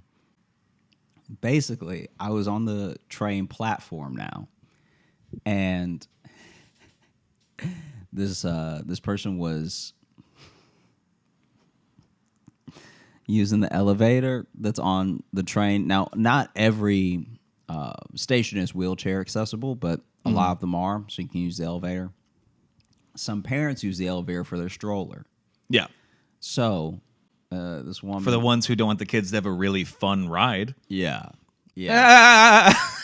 Yeah. For people who want unshaken baby. Wee! So, this woman walks out of the elevator, which is already I'm always surprised when the elevator opens because I'm surprised anyone would take it. Like, I actually think it would be cleaner to just crawl up the steps than to be in that elevator. Right. Because that elevator is now a closed space of nastiness. Yeah. And a tight closed space. And they don't move quick either. You get in and they sit there for a second. If you smell something, you're going to be smelling it for a while. That is your smell now. And so this lady gets off the elevator and she's pushing the stroller along. I don't know what bump she hit. I don't know. I did not see what caused this, but her stroller starts to tip to the side. And as it's tipping, she doesn't seem to be paying attention to the tip. So as it's tipping, she's still just pushing, but there's definitely been a bounce on the left side to where it's like, it looks like it's about to go. And then she essentially just starts letting it fall over, and it's not until her hands are maybe like a little too at an angle, like just a little too curved, right, that she realizes like, oh, it's going. And so then she tries to save it. But whatever's in the carriage already starts spilling out. So it looks like this kid is about to fall out from the overcorrection. Okay, cause the way you worded that, was just like whatever is in the carriage. It's like, and that is also soda. Yeah. It'd be amazing if that was also just a bag of soda. A carriage full of soda. This is what people do now. We just haven't caught on. Listen, we're trying to save the environment. Okay, we're getting rid of plastic. So now, sorry, you got loose soda now. Yeah. That's how it works. No more bottles, just plastic bags. You bring what you got. Those aren't worse at all. Those aren't somehow less reusable. Well, you're reused. Yeah, exactly. You're bringing them in. Mm-hmm. You go down to the soda store, get whatever container filled, and then you can go home. We'll fill whatever you got. Yeah. Yeah. We charge by weight here at this store. So then overcorrects. It looks like the baby is gonna tip out anyway. Mm-hmm. A different lady who sees the whole thing happen screams because now the baby's about to like hit the platform. Jeez. And once a baby hits the platform, you're done with that baby. Jesus, Josh. No, but I'm saying that's an unusable baby now. Like, tell me that's a level of germs that baby's encountered now that it'll never be the same. Oh, you're going off of germs. I thought we were going off of, the what? The impact. No. If a baby's face touches a platform floor on the train, that's going to be a different person now. Our prior. Well, yeah. It's Tell me I'm wrong. That's going to be. No. You're not wrong, but you're right, but for the wrong reason. I'm just saying. It's like I'm just saying they have soft heads. Is where I'm coming. I wouldn't from. even talk like this if when I was a baby, my face had touched the floor of the platform on the train. God. I'd be a hardened individual. I'd have a deeper voice. You're gonna have a different life because just the film alone that's on the platform of the train. Ugh. You've basically been kicked in the face by every shoe in New York if you let your face touch the platform and you're a baby. Right. To be fair, if you're a baby and your face touches the platform, it's only up from here. You know what I mean? You're not going to have a worse life than that. You just had the worst moment of your life. But you might not be old enough to know it, to appreciate that you've already had rock bottom. Never mind knowing it. It's happened. You're never going to have something this bad happen again. Right. But then someone's got to remind you. Yeah. And so then this other lady screams. The woman stops trying to overcorrect the stroller now and just goes to try to catch the baby. Oh. Hopelessly behind on the hands. The hands were not fast enough. And then you actually hear like a slight splat. And then people start running up to her, and it's a dog. It wasn't a baby in the carriage? It was a dog? No, this is a puppy. Okay. She had a dog in the carriage. Okay. The entire time. Okay. And the way that some people lost concern and the way that some people got angrier was amazing to watch. I bet I can tell you racially who felt what. Yeah, I can tell you exactly what camps. The amount of people, because we're also only talking about like 5-7 people, so it's not like the entire train ran to check on this woman. Yeah. But the amount of people that ran up and like, it happened to me as well because I didn't run, but I just was walking towards see if they needed help, and I wish I could see the face I made before I realized it was a dog.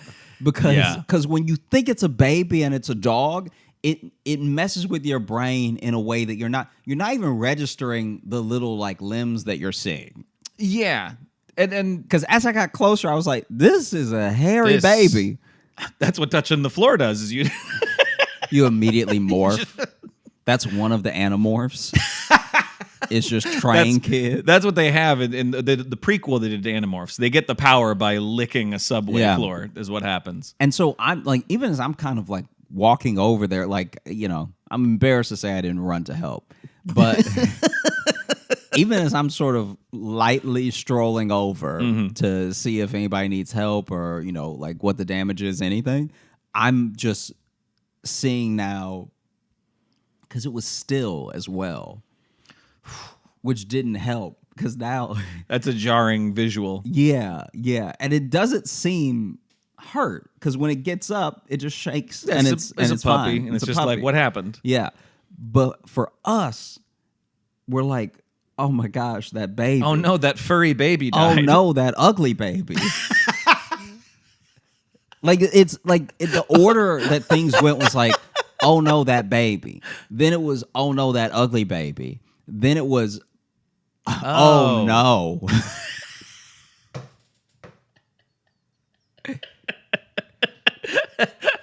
And then it was, oh. And then for some people it was, and then if you're white, it was,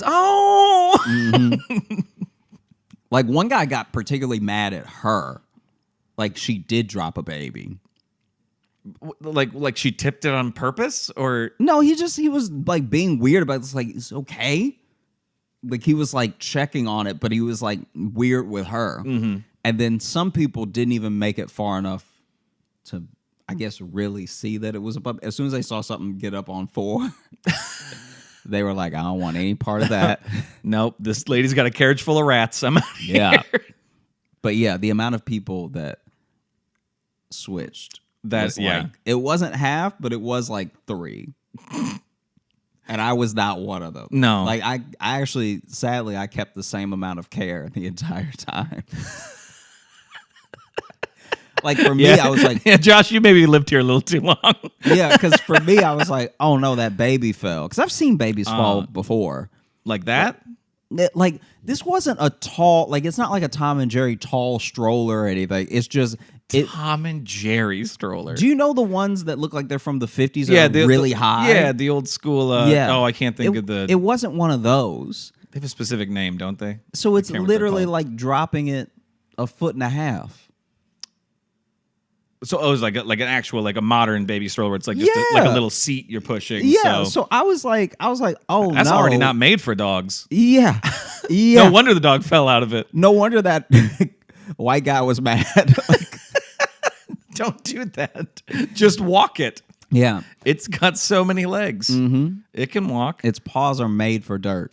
Yeah. Wow. Yeah. That one was a roller coaster. I'll say that. That was a journey of a story. I felt like I fell out of a baby carriage. Yeah. Hopefully our listeners are still with us and not like, you lost me at baby carriage. That's the thing. I do want to know if some turned it off the second you were like, this baby carriage was tipping. Yeah. Probably when you said, then you can't use that baby anymore. So maybe they're like, okay, this is a story. This is a story about a baby getting injured. No, I'm just saying it's like that's a different kid. It's a hardened child now. Yeah, sorry. That kid's the parent now. Sorry, you answer to it. Should we open up the mailbag, my dude? Yeah, let's do it. Let's do that. I do want to go to. We had some Instagram questions that were sent to me. Hi, Logan. This is probably a really weird thing to do because I don't know you or Josh personally, but I find myself in need of advice. We don't really get asked like straight up advice a lot. Yeah. So I thought this would be interesting to see how we fuck this up. You and Josh talk about relationships a lot on the podcast. I really love the show. I listen to the episodes on repeat because they help make me feel less anxious when my thoughts are swirling. I'm also the one who wrote in with the story about the class hamster that got eaten by the class snake. Oh, killing him. Yeah. Killing him. So this is a little personal, but I've been with someone, we both really like each other, but we have some love language clashes that keep making things hard. So I guess what I'd like to ask is, how do you know that it's worth the struggle to stay with someone? Is it normal to have to continually work on things? As someone with anxiety, do you have it about your relationship even though it's a strong one? Also, I'm a total stranger, and I understand if you and Josh don't want to answer these.